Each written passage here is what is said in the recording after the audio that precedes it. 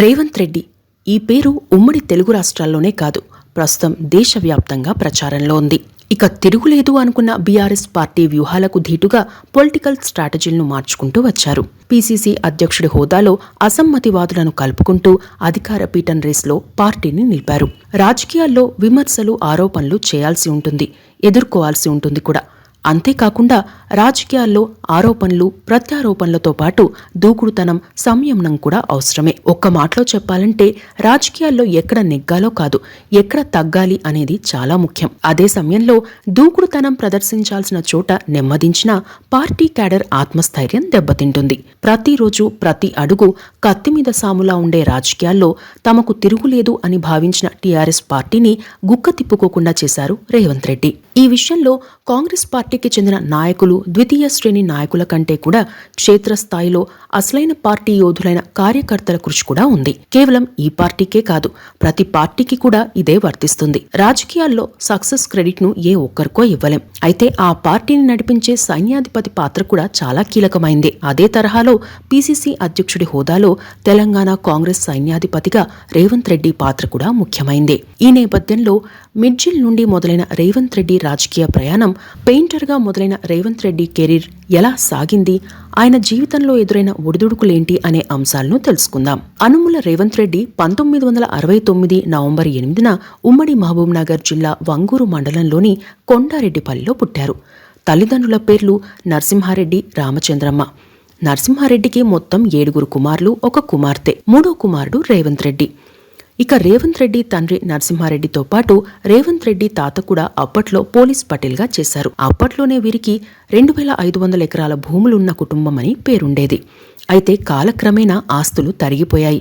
స్థానికంగా జిల్లా పరిషత్ హైస్కూల్లోనే చదివిన రేవంత్ రెడ్డి తరువాత హైదరాబాద్కు వచ్చారు. రెడ్డి హాస్టల్ సమీపంలో ఉండేవారు.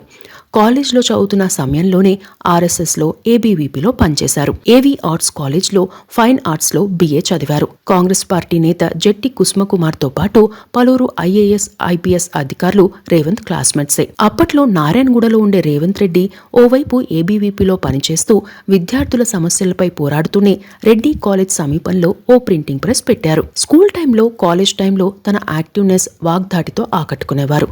అయితే కుటుంబ పరిస్థితుల నేపథ్యంలో సంపాదించడం తప్పనిసరిగా మారింది. దీంతో తనకు ఆసక్తి ఉన్న పెయింటింగ్ను ఉపాధి మార్గంగా ఎంచుకున్నారు. తాను అభిమానించే నేతలకు ఉచితంగా ఎన్నికల ప్రచార పెయింటింగ్ వేసేవారు. ఆ తర్వాతి కాలంలో LLB పూర్తి చేశారు రేవంత్ రెడ్డి. 1985 ఎన్నికల్లో అప్పట్లో వనపర్తి నుండి కాంగ్రెస్ పార్టీ అభ్యర్థిగా పోటీ చేసిన జిల్లెల చిన్నారెడ్డికి ప్రచారం చేశారు. అప్పట్లో గోడలపై ఎన్నికల ప్రచార నినాదాలు ఎక్కువగా ఉండేవి. అయితే ఆ ఎన్నికల్లో NTR హవా నేపథ్యంలో అక్కడ బాలకృష్ణయ్య గెలుపొందారు. ఆ తరువాత ప్రింటింగ్ ప్రెస్ కొనసాగిస్తూనే విద్యార్థి నాయకుడిగా ఉన్నారు. ఆ టైంలోనే పోలీసు శాఖలో పనిచేస్తున్న సోదరుడు భూపాల్ రెడ్డి చనిపోవడంతో కుటుంబ బాధ్యతలను రేవంత్ రెడ్డి తీసుకోవాల్సి వచ్చింది. ఓవైపు కుటుంబానికి అండగా ఉంటూనే వ్యాపార విస్తరణ వైపు దృష్టి పెట్టారు. అప్పట్లో ఫ్లెక్సీలపై ప్రింటింగ్ మెషిన్లు తక్కువగా ఉండేవి.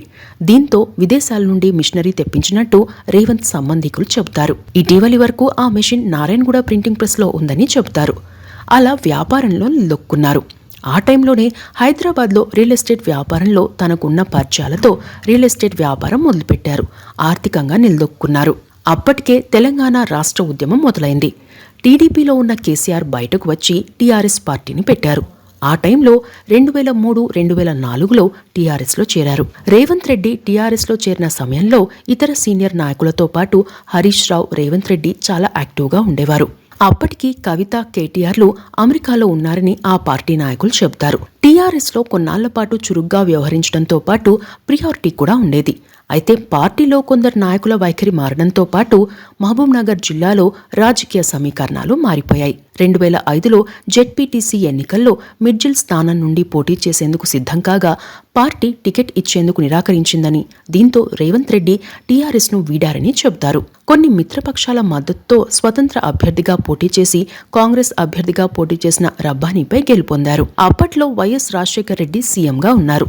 2007లో స్థానిక సంస్థల ఎమ్మెల్సీ ఎన్నికలు జరగ్గా రేవంత్ ఇండిపెండెంట్ గా గెలిచారు. దీంతో రాష్ట్ర వ్యాప్తంగా రేవంత్ రెడ్డి పేరు వెలుగులోకి వచ్చింది. అయితే అప్పట్లో టీడీపీ తరపున టికెట్ వచ్చినా ఆ నామినేషన్ రిజెక్ట్ కావడంతో స్వతంత్రుడిగా గెలిచినట్టు కూడా ప్రచారం జరిగింది. అదే ఏడాది టీడీపీలో చేరారు.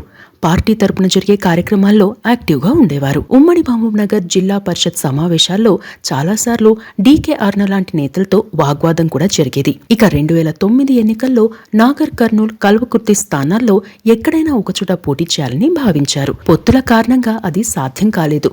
దీంతో రేవంత్ రెడ్డి అనూహ్యంగా కొడంగల్ నియోజకవర్గాన్ని ఎంచుకున్నారు. అప్పట్లో సీనియర్ నాయకుడు, సిట్టింగ్ ఎమ్మెల్యే రావులపల్లి గురునాథ్ రెడ్డికి వ్యతిరేకంగా పోటీ చేయాలంటే చాలా మంది నాయకులు భయపడిన సమయంలో రేవంత్ రెడ్డి ముందుకు వచ్చారు. కొడంగల్ నియోజకవర్గానికి సంబంధించి అప్పట్లో చాలా అంశాలు ప్రచారంలో ఉండేవి. అక్కడ రాజకీయాల కంటే కూడా కేసులు, లారీలు, టిప్పర్లే ఎక్కువగా మాట్లాడతాయని కూడా ప్రచారం జరగడం ఈ భయానికి కారణమనే చర్చ ఉండేది. ఈ సమయంలో రేవంత్ రెడ్డి తొలిసారిగా 2009లో కొడంగల్ నుండి పోటీ చేశారు. ఈ ఎన్నికల్లో నామినేషన్ల మొదలు ఎన్నికల ఫలితాల వరకు పలు గొడవలు జరిగాయి. ఈ ఎన్నికల్లో రేవంత్ రెడ్డి టీడీపీ నుండి పోటీ చేసి 6,989 ఓట్ల మెజార్టీతో గెలిచి తొలిసారి ఎమ్మెల్యే అయ్యారు. అప్పటి వరకు సీనియర్ నేతగా ఉన్న రావులపల్లి గురునాథ్ రెడ్డిని ఓడించడం సంచలనమైంది. అప్పటికే తెలంగాణ ఉద్యమం ఉవ్వెత్తున లేచింది.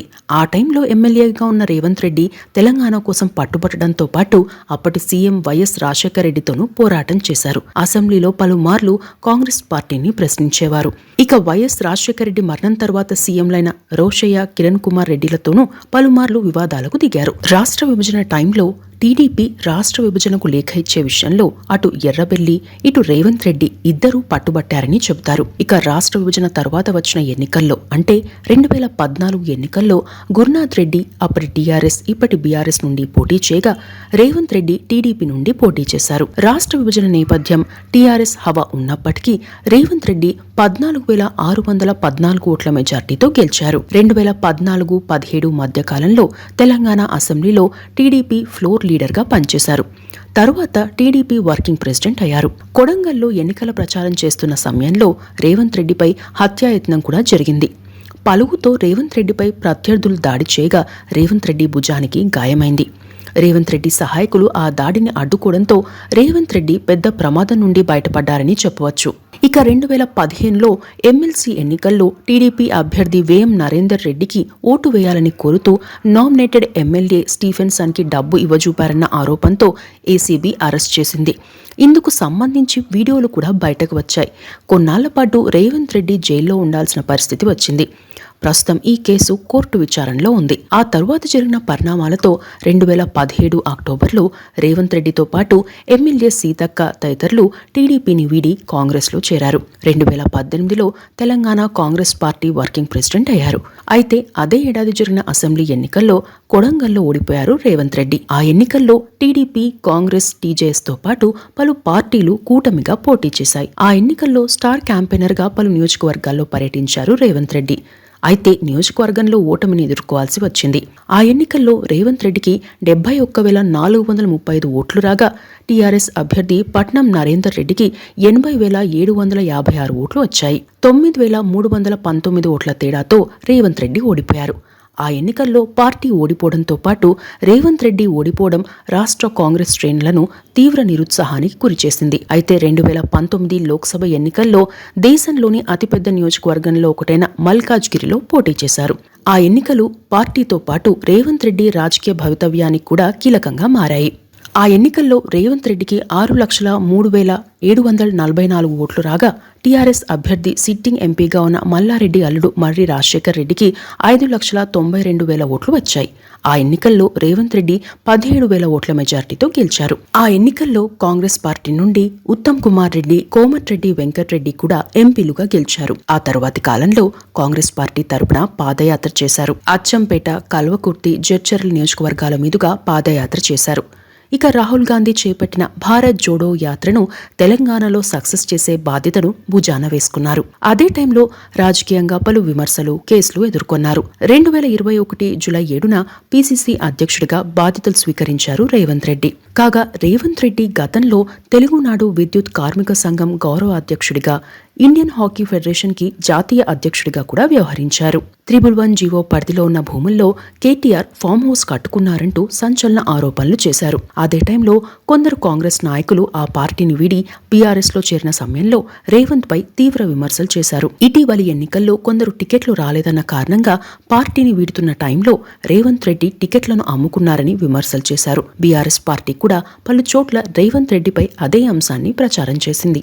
ఎన్ని విమర్శలు ఎదురైనా రేవంత్ రెడ్డి మాత్రం ఇతర సీనియర్ నాయకులను కలుపుకుని పార్టీని గట్టెక్కించారని చెప్పవచ్చు. తాజా ఎన్నికల్లో బీఆర్ఎస్ పార్టీ అభ్యర్థి పట్నం నరేందర్ రెడ్డిపై రేవంత్ రెడ్డి దాదాపు 30,000 ఓట్ల మెజార్టీతో గెలుపొందారు.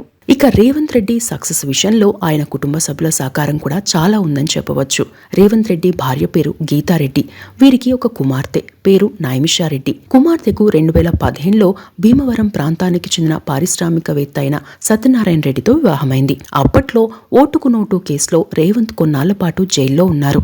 అప్పటికే వీరి వివాహం నిశ్చయమైంది. దీంతో జైలు నుండి ప్రత్యేక అనుమతితో వీరి నిశ్చితార్థానికి హాజరయ్యారు రేవంత్ రెడ్డి. ఇక నైమిషారెడ్డి సత్యనారాయణ దంపతులకు ఒక కుమారుడు పేరు రేయాంష్. అయితే తాను మాత్రం తమ మనువడిని రుద్రదేవ్ అని పిలుచుకుంటానని రేవంత్ వెల్లడించారు. ఇక రేవంత్ రెడ్డి గీతారెడ్డిలది ప్రేమ వివాహం. రేవంత్ రెడ్డి గీతారెడ్డి చదువుతున్న సమయంలోనే ప్రేమించుకున్నారు. పెద్దల అంగీకారంతో 1992 మే 7న పెళ్లి చేసుకున్న విషయం తెలిసిందే. వీరి లవ్ స్టోరీ విషయానికి వస్తే 1985 నుండి Revanth Reddy printing press and painting works మొదలుపెట్టారు. నారాయణగూడలో ఈ ప్రెస్ ఉండేది. రియల్ ఎస్టేట్ వ్యాపారం కూడా చేశారు. తరువాత రేవంత్ రెడ్డి కొన్నాళ్లకు బంధువులు, ఫ్రెండ్స్ కలిసి నాగార్జున సాగర్ బోటింగ్ టూర్ కి వెళ్లారు. ఆ టూర్ కి వచ్చిన వారిలో ఒకరు గీతారెడ్డి.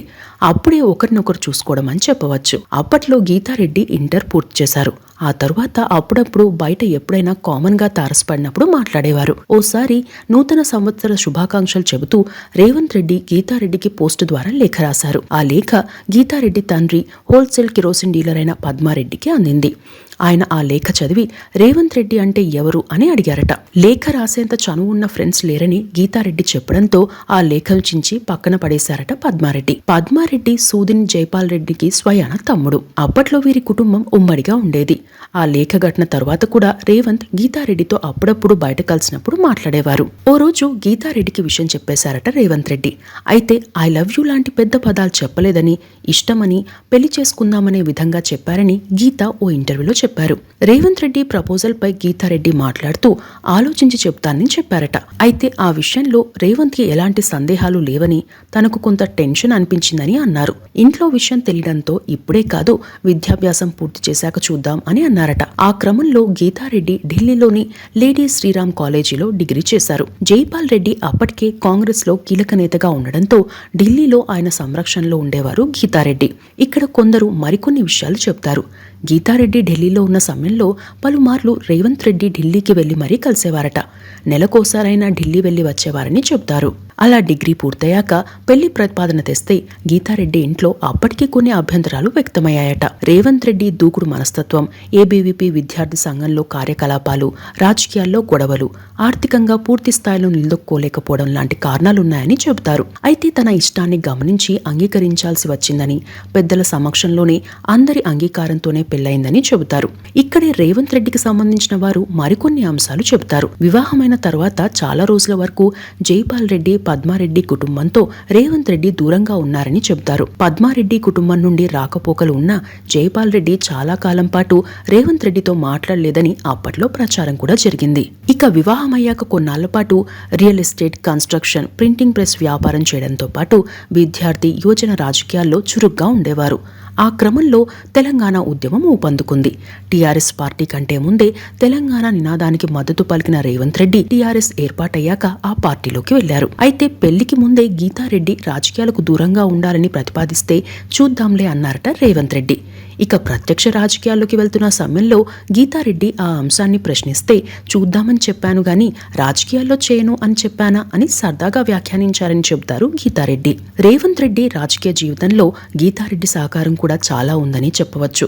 ఏదైనా సబ్జెక్ట్ పై మాట్లాడాలనుకుంటే రేవంత్ రెడ్డి చాలా స్టడీ చేస్తారని, ఏదైనా సమస్యకు సంబంధించి ఒక్కోసారి రాత్రంతా స్టడీ చేస్తారని చెప్పారు. కొన్ని సందర్భాల్లో రన్నింగ్ నోట్స్ రాయడం, బుల్లెట్ పాయింట్స్ రాసుకోవడంలో హెల్ప్ చేస్తారు గీతారెడ్డి. ఇక తన పెళ్లి సమయంలో రేవంత్ రెడ్డి తనకు చైన్ గిఫ్ట్ గా ఇచ్చారని, పెళ్లైన 2-3 ఏళ్లకు తాను రేవంత్ కి బ్రేస్లెట్ పెడితే ఎవరికో ఇచ్చేశారని, వస్తువులపై రేవంత్ కి పెద్దగా సెంటిమెంట్లు ఉండవని వ్యాఖ్యానించారు గీతారెడ్డి. అదే సమయంలో గీతారెడ్డిని రేవంత్ రెడ్డి హోమ్ మినిస్టర్ అని పిలుస్తారు. రేవంత్ రెడ్డికి సమయం ఉంటే కుటుంబంతో ఉండాలని కోరుకుంటారట. 2-3 ఏళ్లకోసారి సమయం ఉన్నప్పుడు టూర్లకు వెళ్తారు. నెలకు 2-3 సినిమాలు ఫ్యామిలీతో కలిసి చూస్తారు. రేవంత్ రెడ్డి తొలిసారిగా జెడ్పీటీసీ ఎన్నికల ఫలితాల విషయంలో తాను బాగా టెన్షన్ పడినట్టు గీత చెప్తారు. కాగా ఏమైనా ముఖ్యమైన కార్యక్రమాలకు బయటకు వెళ్లి తిరిగి వచ్చిన సమయంలో తన కుమార్తె హారతి ఇస్తుందని చెబుతారు. తన కుమార్తె నిశ్చితార్థం, వివాహ కార్యక్రమం సమయంలోనూ సీఎం కేసీఆర్ తనపై కేసులు పెట్టి ఇబ్బంది పెట్టారని, ఆ విషయాన్ని ఎప్పటికీ మర్చిపోనని గతంలో రేవంత్ రెడ్డి తన అనుచరులతో వ్యాఖ్యానించినట్టు కూడా ప్రచారం జరిగింది. ఇక రేవంత్ రెడ్డికి 7 బ్రదర్స్, ఒక సిస్టర్ ఉన్నారు. అందరితోనూ సత్సంబంధాలున్నాయి. ఇటు తన కుటుంబం, రేవంత్ రెడ్డి వైపు నుండి ఉన్న కుటుంబం కూడా పూర్తిగా సహకరిస్తుందని చెబుతారు గీతారెడ్డి. మొదట కొన్ని అంశాల్లో అభ్యంతరాలున్నా తరువాత తమ పట్టుదల, శ్రమ చూసి వాళ్ళు కూడా సహకరిస్తున్నారని చెప్పారు. ఇక ఇంట్లో రేవంత్ రెడ్డికి గీతారెడ్డితో పాటు కుమార్తె కూడా అన్నింట్లో సపోర్ట్ చేస్తారని చెప్పవచ్చు. చాలా వరకు రేవంత్ రెడ్డి దృష్టికి రాకుండానే, ఫ్యామిలీకి ఇబ్బంది రాకుండానే పరిష్కరిస్తారని రేవంత్ స్వయంగా ఓ ఇంటర్వ్యూలో చెప్పారు. మొత్తం మీద ఫ్యామిలీలో ఒకరి కోసం అందరూ, అందరి కోసం ఒకరు అనే వాతావరణం ఉంటుందని చెప్పవచ్చు. ఇక రేవంత్ రెడ్డి కేసుల విషయానికి వస్తే అన్ని కేసులు కలిపి 89 ఉన్నాయి. అందులో ధర్నాలు, రాస్తారోకోలు, ఆందోళనలు చేయడం లాంటి కేసులు ఎక్కువగా ఉన్నాయి. ఏసీబీ, ఈడీ, క్రిమినల్ కేసులు లాంటివి దాదాపు 20 వరకు ఉన్నాయి. జీవో నంబర్ 111కి విరుద్ధంగా కేటీఆర్ ఫామ్ హౌస్ అని చెబుతూ డ్రోన్ ద్వారా వీడియో తీసిన అంశానికి సంబంధించి కూడా కేసు నమోదైంది. ఈ కేసులోనూ రేవంత్ కొన్నాళ్ల పాటు జైల్లో ఉండాల్సి వచ్చింది. రేవంత్ రెడ్డికి గోపన్పల్లిలో ఫామ్ హౌస్ ఉంది. ఈ భూముల కొనుగోళ్లకు సంబంధించి కూడా పలు ఫిర్యాదులు, కేసులు నమోదయ్యాయి. ఆయన తమ్ముడిపైన కేసులు నమోదయ్యాయి. ఇక ఆస్తుల విషయానికి వస్తే 2009లో రేవంత్ రెడ్డి కుటుంబానికి ఉన్న మొత్తం ఆస్తుల విలువ దాదాపు 3 కోట్లుగా చూపారు. అప్పట్లో రేవంత్ రెడ్డికి దుర్గా పెట్రోలియం ప్రొడక్ట్స్ లో 18,000 రూపాయల విలువైన వాటా, ఆయన భార్య గీతారెడ్డికి అదే కంపెనీలో 23,000 విలువైన వాటా ఉంది. రేవంత్ రెడ్డికి మిస్టర్ యాడ్స్ కంపెనీ ప్రొపరేటర్ గా 6 లక్షల విలువైన వాటా ఉంది. Shri Sai Magadha land developers, Suresh constructions, Suresh and company, Shri Sai Maurya estates and projects private limited లో వాటాలున్నాయి. షేర్లింగంపల్లి మండలం, గోపనపల్లి, రాజేంద్రనగర్ మండలంలో పలు ప్రాంతాలతో పాటు కల్వకుర్తి, చౌటుపల్ మండలం మల్కాపురంలో భూములున్నట్లు చూపారు. జూబ్లీ హిల్స్ లో 90 లక్షల విలువైన 740 గజాల స్థలం ఉందని, ఎమ్మెల్యే కాలనీలో 1,20,00,000 విలువైన భవనం ఉందని పేర్కొన్నారు. ఇక 2014 ఎన్నికల అఫిడవిట్ ప్రకారం రేవంత్ రెడ్డి కుటుంబానికి ఉన్న స్థిర చరాస్తుల మొత్తం విలువ దాదాపు 12 కోట్లుగా చెప్పారు. వివిధ కంపెనీల్లో షేర్లుండడం, భూముల విలువ పెరగడంతో పాటు కొన్ని ఆస్తులు కొనుగోలు చేశారు. ఇక 2018 నాటికి రేవంత్ రెడ్డి, గీతారెడ్డి పేర్లతో ఉన్న స్థిర చరాస్తుల మార్కెట్ వాల్యూ దాదాపు 21 కోట్లుగా చూపెట్టారు. ఇద్దరికీ కలిపి దాదాపుగా 2.75 కోట్ల రుణాలు, లోన్లు ఉన్నట్లు చూపారు. 2019 నాటికి ఆ ఆస్తుల విలువ 23 కోట్లుగా పెరిగింది. ఇక 2023 ప్రకారం చూస్తే ఆ ఆస్తుల విలువ 30 కోట్లకు పైగా ఉంది. కేసులు 89 ఉన్నాయి. మొత్తంగా చూస్తే 2023లో రేవంత్ రెడ్డి కుటుంబానికి ఉన్న ఆస్తుల మార్కెట్ వాల్యూ 30 కోట్లు కాగా 2009లో 3.5 కోట్లు, 2014లో 13 కోట్లు, 2018లో 21 కోట్లు అని చెప్పవచ్చు. 2009 నుండి చూస్తే 15 ఏళ్ల కాలంలో దాదాపుగా 9 రెట్లు రేవంత్ రెడ్డి ఆస్తుల విలువ పెరిగింది. 2009-2023 మధ్య కాలంలో వివిధ చోట్ల భూములు కొనడంతో పాటు ఉమ్మడిగా వారసత్వంగా రావాల్సిన భూముల ఆస్తుల జాబితాలో చేర్చడం, వివిధ కంపెనీల్లో భాగస్వాములుగా ఉండడంతో పాటు గతంలో కొనుగోలు చేసిన భూముల విలువ పెరగడం కూడా ఇందుకు కారణమని చెప్పవచ్చు. పెయింటర్ గా ఉన్న రేవంత్ రెడ్డి ఇన్ని ఆస్తులు సంపాదించుకోవడం, ఈ స్థాయికి రావడానికి కారణం ఏంటనే అంశంపై రేవంత్ గతంలో పలు ఛానళ్లలో మాట్లాడారు. ఆస్తుల విలువ పెరగడం, పెట్టుబడుల్లో లాభాలు రావడం కారణమని చెప్పారు. పెయింటర్గా చేశానని చెప్పుకోవడంలో తనకు ఇబ్బంది లేదని, తాను పెయింటర్ని అని, ఒక కళాకారుణ్ణి అని చెప్పుకునేందుకు గర్వపడుతున్నానని చెప్పారు. తన ఆస్తుల విషయంలో ఎలాంటి విచారణకైనా సిద్ధమని, అదే సమయంలో 2001 తరువాత కేసీఆర్ కుటుంబ ఆస్తులపైన, తన కుటుంబ ఆస్తులపైన ఎలాంటి విచారణకైనా సిద్ధమని వ్యాఖ్యానించారు. ఇక రేవంత్ రెడ్డిని అభిమానులు ఫైర్ బ్రాండ్ గా పిలుస్తుండగా గిట్టని వారు రేవంత్ పై పలు ఆరోపణలు చేస్తుంటారు. బెదిరించి ఆస్తులు సంపాదించారని, అందుకే రైఫిల్ రెడ్డి అని కూడా పిలుస్తారని ఆరోపణలు చేస్తుంటారు. ఇవి రేవంత్ రెడ్డికి సంబంధించిన అంశాలు.